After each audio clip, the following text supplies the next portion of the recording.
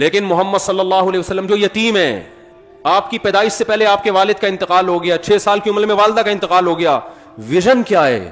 Vision آپ خوشخبری سنا رہے ہیں کہ میری امت کا وہ گروہ جو استنبول پہ حملہ کرے گا، نعم الجیش جیش یغزو القسطنطینیہ، کیا بہترین لشکر ہوگا جو قسطنطینیہ فتح کرے گا.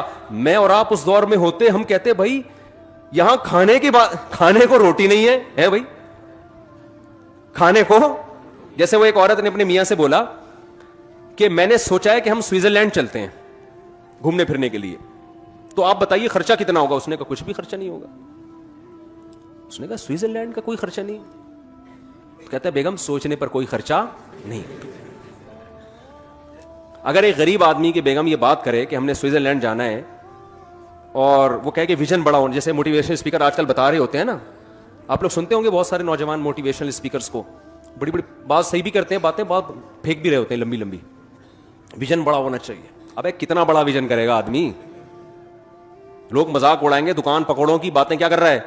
ٹھیک ہے بڑا ویژن ہونا چاہیے، لیکن کتنا بڑا ہونا چاہیے اس کی بھی ایک لمٹ ہونی چاہیے نا.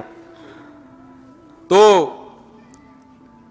اب آپ بتاؤ آج کوئی اس طرح کا غریب آدمی ہو اور وہ یہ دعویٰ کرے کہ یوں ایسا جس نے جو ہے نا یہ کر دیا، تو آپ کیا کہیں گے؟ بھائی تو اپنی اوقات دیکھ کے بات کر، تو باتیں کیا کر رہے ہیں.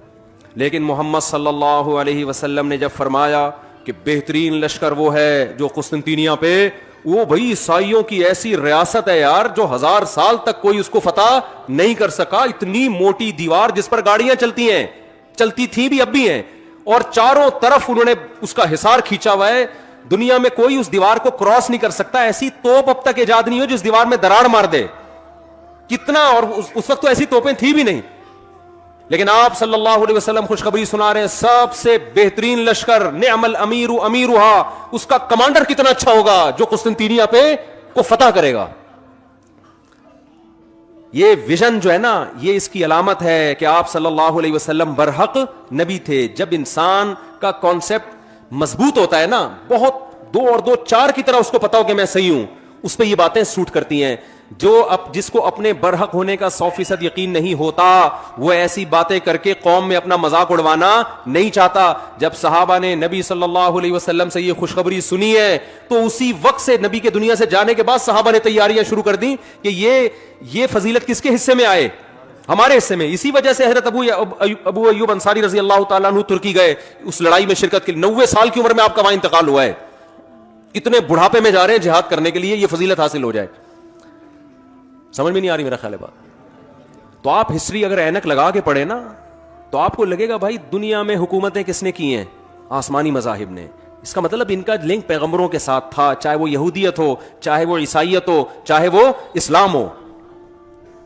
آج بھی دنیا میں میجورٹی کس کی ہے؟ جو آسمانی مذاہب کو مانتے ہیں. تو آپ ان مذاہب کو کالعدم قرار دے دیں کہ ان کی کوئی حقیقت ہی نہیں ہے، یہ سب مذہبی لوگوں کے چورن چٹنیاں ہیں، منجن ہیں. یہ گراؤنڈ ریئلٹی کے کیا ہے؟ خلاف.